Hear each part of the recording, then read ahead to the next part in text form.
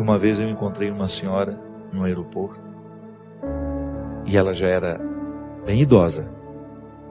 Ela estava acompanhada do filho e ela tocou no meu ombro assim e com muita serenidade ela me disse: outro dia eu ouvindo um programa que o senhor estava fazendo, eu identifiquei um defeito em mim que passou a minha vida inteira me acorrentando, mas eu não fui capaz de perceber. Aos 92 anos, que é a idade que eu tenho hoje, ela me disse, eu pude perceber o quanto eu fui prisioneira desse defeito. Eu não sei quanto tempo me resta, Padre Fábio, mas eu sei que naquele dia, a reflexão que o senhor fazia iluminou a minha consciência de um jeito que é como se eu tivesse arrancado ele com a mão. E eu não me permiti mais viver conforme as regras daquele defeito. Sabe quando você percebe que você participou do processo do outro? Quantas vezes eu me percebo vivendo sobre as regras dos meus defeitos? Porque quando eu passo a viver sobre as regras das minhas qualidades, eu fico mais leve para o outro, eu fico mais feliz, eu fico naturalmente mais interessante. O primeiro movimento que nós vivemos da conversão é a satisfação de ser quem a gente é. Que às vezes a gente fica pensando que a nossa conversão é para agradar a Deus, para. Deus fica feliz à medida que nós estamos. Então quando eu quero corrigir um defeito meu, e para isso a igreja nos ensina a dinâmica dos sacrifícios, né? Porque um ser humano que vive adaptado aos seus defeitos, um ser humano que vive sob as regras dos seus defeitos, ele é insuportável. Ele é difícil no trabalho, ele é difícil dentro da família, ele é difícil nas relações amorosas que ele vai viver. Por quê? Porque ele é um porco espinho, né? Está sempre pronto para jogar os seus espinhos nos outros. Ele fica difícil para ele mesmo. Pode observar, pessoas muito difíceis são difíceis antes para elas. Antes de serem insuportáveis aos outros, elas são insuportáveis a elas mesmas. Por isso que elas têm tanta dificuldade de lidar, de estar com os outros, de serem instrumentais de coisas boas, né? Então se eu não quebro as regras dos meus defeitos, se eu não me incomodo para deixar de estar adaptado a eles, aos meus vícios, se eu não faço esse movimento, eu vou me tornando uma pessoa insuportável. E isso é muito interessante, porque isso deve ser para nós um termômetro de conversão. Eu sou suportável? Porque às vezes as pessoas, elas se esquecem de permitirem que Deus transforme o coração delas. Às vezes transforma só o aspecto exterior. Mas e o coração? Que é esse que me faz ser diante do outro. Eu particularmente costumo dizer que nós cristãos somos os grandes responsáveis pelo ateísmo no mundo. Pela nossa falta de testemunho. Às vezes nós temos anos e anos e anos de pertença religiosa, 20 anos de padre, 30 anos de bispo, e somos insuportáveis.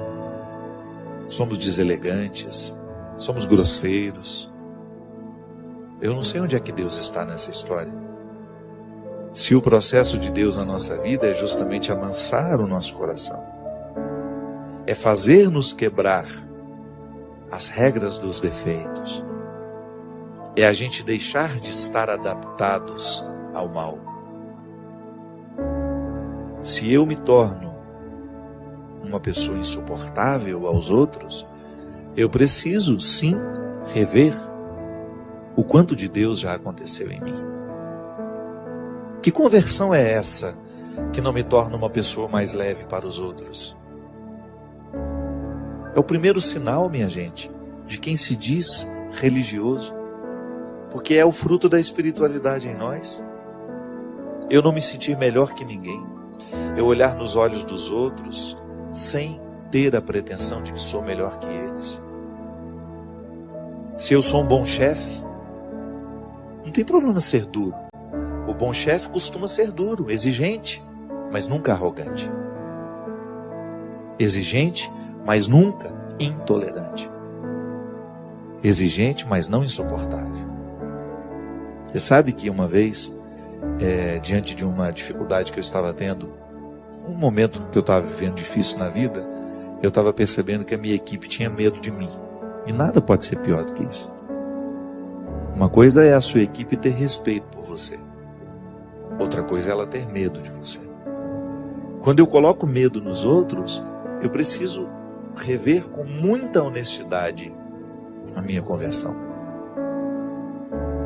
Não posso compreender isso, sabe?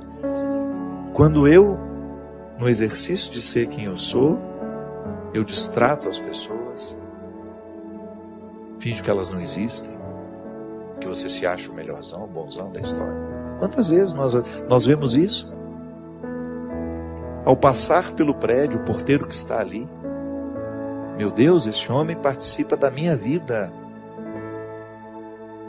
Ele pode até não entrar na minha casa todos os dias, mas eu passo por ele todos os dias.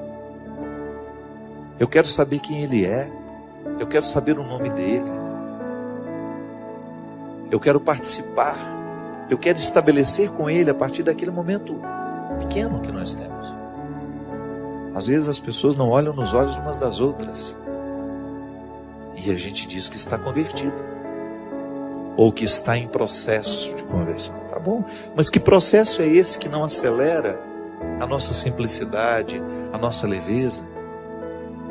Deus às vezes perde a oportunidade de acessar o nosso coração por causa das nossas resistências, ou por causa do cultivo dos nossos vícios. Às vezes, não consegue recrutar o que tem de melhor em si mesmo, vai ficando abatido, é isso. Todos nós, se não cuidarmos, nós vamos perdendo o referencial da realidade, do que de fato nós precisamos fazer. Para quê? Fazer para alcançar o melhor de nós. Eu quebrar as regras dos defeitos, para eu começar a viver sobre as regras das virtudes. Eu ter a sensibilidade, a simplicidade de identificar os meus excessos, aquilo que me torna uma pessoa difícil, e começar a trabalhar. Quanto mais cedo eu começo a trabalhar isso, maior é o benefício. Porque é bom a gente viver a conversão. A gente fica mais agradável, a gente fica mais feliz. E esse é o primeiro benefício da conversão. Eu quero mudar aquilo que em mim é insuportável. Para mim e para os outros. Primeiro, porque eu mereço essa transformação. Segundo, porque os outros merecem. E eu estando na dinâmica deste merecimento, os outros também estando, Deus está. Porque Deus se alegra muito quando um filho reconhece o que nele ainda é empecilho para a sua realização. Deus se alegra profundamente toda vez que nós fazemos um movimento de cura, de restauração, de mudança de hábitos. Deus se alegra profundamente toda vez que nós vivemos as consequências da conversão. Porque essas consequências, elas atuam diretamente no nosso caráter. Nós vamos ficando diferentes à medida que Deus entra. Santo Agostinho dizia que até para a gente se sentir arrependido, nós já precisamos estar sob o influxo da graça. Que a graça de Deus aconteça hoje no nosso coração, abrindo os nossos olhos para a consciência, para que a gente tenha condições de perceber tudo o que em nós hoje precisa ser tocado pelo amor misericordioso de Jesus. E que a partir desse amor, desta misericórdia, nós possamos voltar ao nosso lugar. Assumir o lugar. Voltar a buscar o que é essencial para que a gente seja que Deus quer que a gente seja.